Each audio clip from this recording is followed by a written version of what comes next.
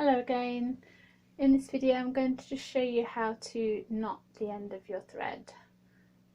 So once you've threaded your needle, you'll have a short end and a longer end, and it's the longer end where we're going to be making the knot.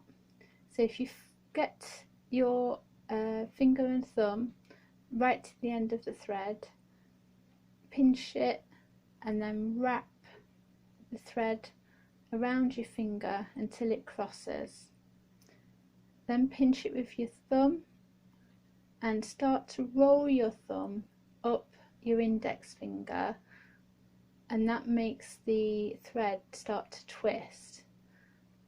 Then grab it with your middle finger and thumb and start to slide it down the length of the thread. You should then end up with a knot.